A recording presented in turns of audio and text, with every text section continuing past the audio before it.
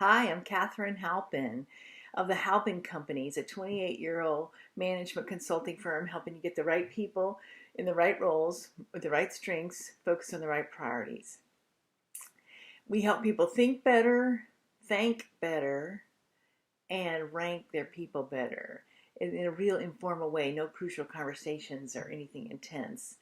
But today I want to follow up on my dear friend and hero, uh, her video, which I'm going to post below. Hero Frenzel is a key player at a company that I've had a long time association with, MindWire. They're the largest predictive index consulting firm in the United States and maybe the globe. They're huge and they're so passionate about what they do and they're so gifted in what they do. And I'm a big fan of the predictive index. And Hero's video this morning is about preparing for meetings more effectively, like with the people that are more reserved and who need time to process. Let's give them the agenda in advance. What a novel idea. And let's not call on them in the meeting. And let's listen to the talkers. People like me who are going to jump out and want to make changes right away. Let's get them engaged, but also be sensitive to those more reserved people. And then what about those people that are going to want to take quick action? She says, we're going to have to give them some confirmation that we're going to get in action and we're going to make some changes quickly. Otherwise, they're going to become disengaged. But I want to take Hero's video a little further. Please watch it, and it's going to be below. But I want to talk about the unspoken agendas that are going on in the room when you bring a team of people together. Like those quick action people, the so decisive, that are deciding and doing 1,000 times a day, they can turn into a bully real quickly. And even if they don't turn into a bully, people still feel bullied. So we have to make sure those people are going on vacation and taking a day off periodically and getting out of the office by 5 o'clock, or getting off of Zoom by 5 o'clock. We have to hold their hand and make it safe for them to invest in themselves. A little self-care, a little self-reflection, a little more self-awareness. So that's what we have to do for those people. Otherwise, they can make other people around the table feel like they're being bullied because they're so quick to want to get in action. And what about those talkers?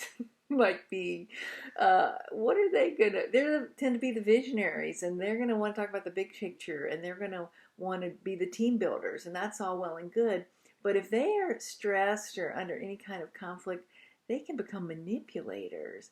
And I've had a lot of CEO clients who were strong in this strength, and they said they didn't see it as being manipulative. They saw it as being highly, highly, highly, highly, highly, highly strategic. But it's still manipulation.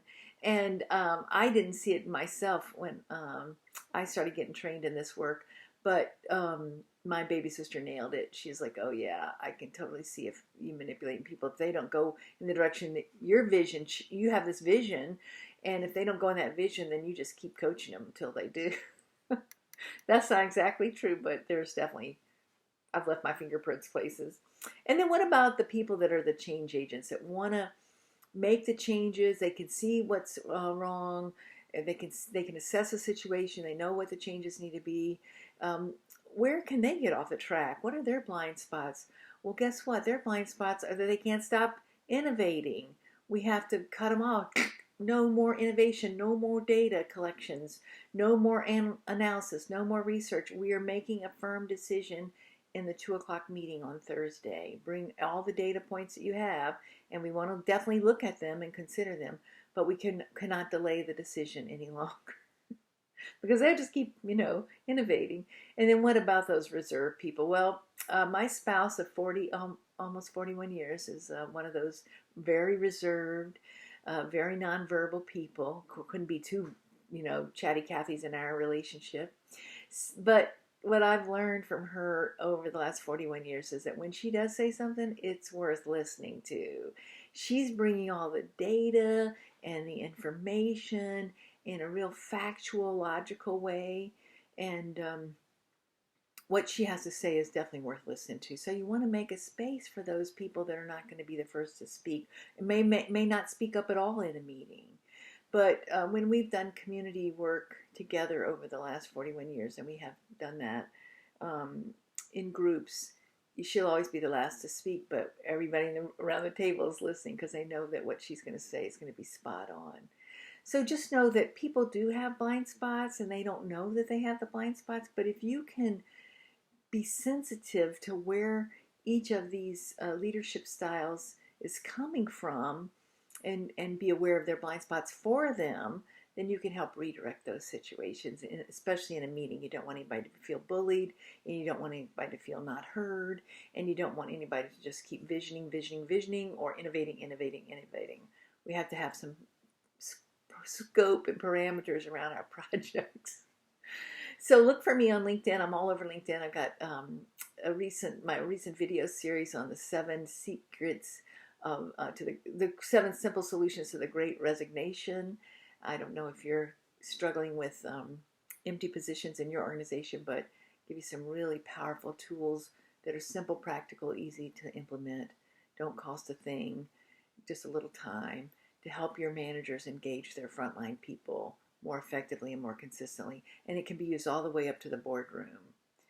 The board chair can do the same thing, and it's going to pay off in big spades. Okay, watch Hero's video right below.